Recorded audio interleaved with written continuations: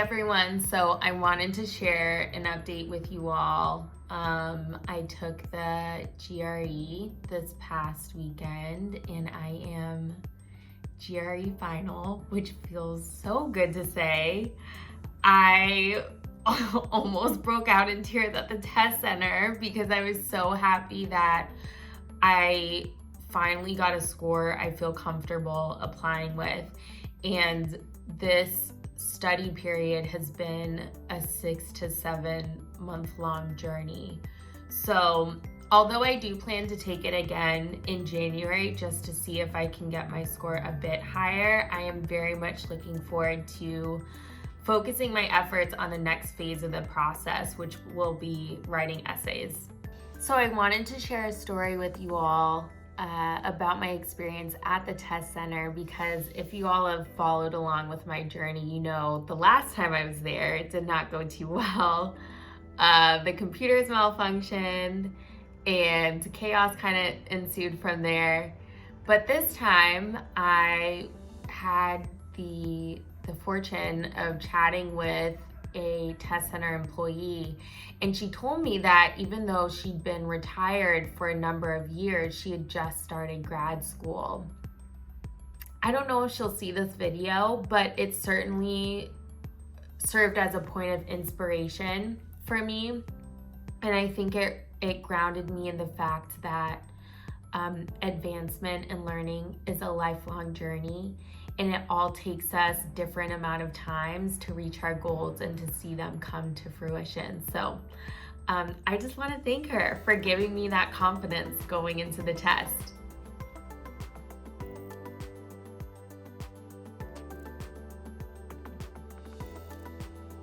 Hey everyone, so today I'll be talking about the interviews. I did my first couple last week. I think they went okay, average, but I'll give you my tips that I kind of used. So first I would probably write down some why that particular school, maybe just some bullets. I'm sure you know a lot about the school, but it's good to have bullets to look down in case you forget the name of the programs or you want to specifically bring something up.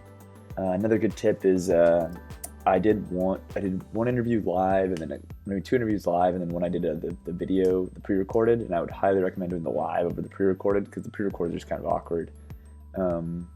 Besides that, just be yourself, know your story, know why the school. So I think something that really helped me with the interview process was using the Admit Me fellows and mentors to the mock interviews. Shout out to Kat and Tracy. Just drilling those mock interviews before going to the real ones was helpful because you got to say the questions out loud and hear yourself say it and be like, ooh, that didn't sound right. Or like, ooh, I like what I said there. So I think that's something that I recommend to everyone. Just do some mock interviews, find some friends or another group of kids who are going through the process, and just say it out loud.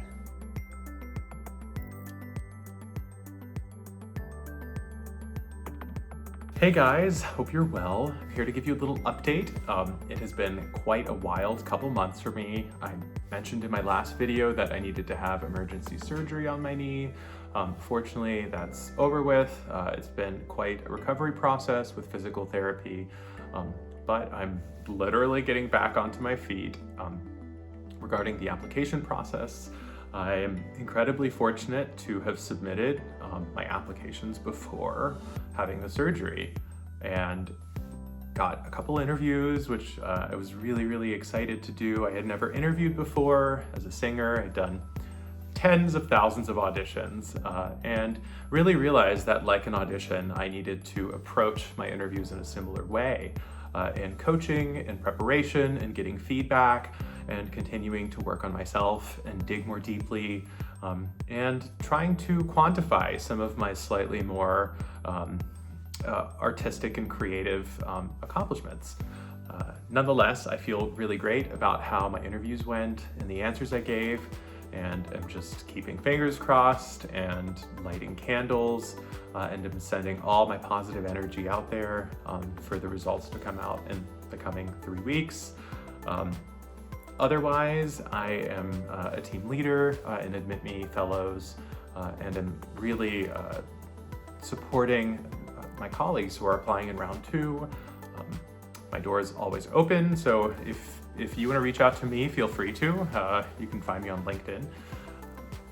But it's quite a challenging process, the application process. And it's one that requires a lot of self-reflection and one that requires time. And it's hard to do that during a global pandemic and just given the general state of the world right now. So cut yourself some slack, but work towards accomplishing your dreams.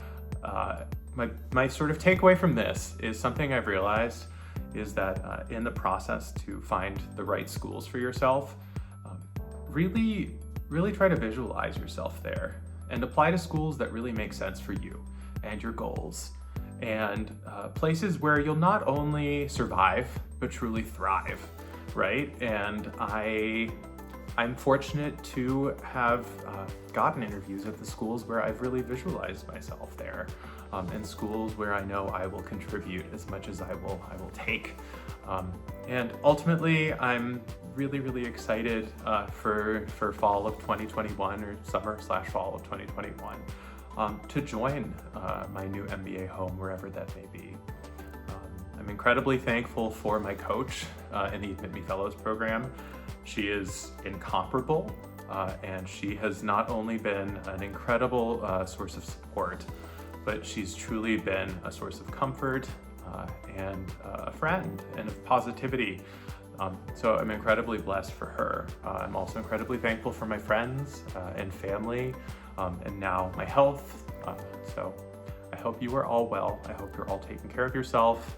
I hope you cut yourself some slack, but also dig deep and really find your new home, and do so in a way that will truly make you happy. End up a place you really belong, and a place that will love you as much as you love it. Take care.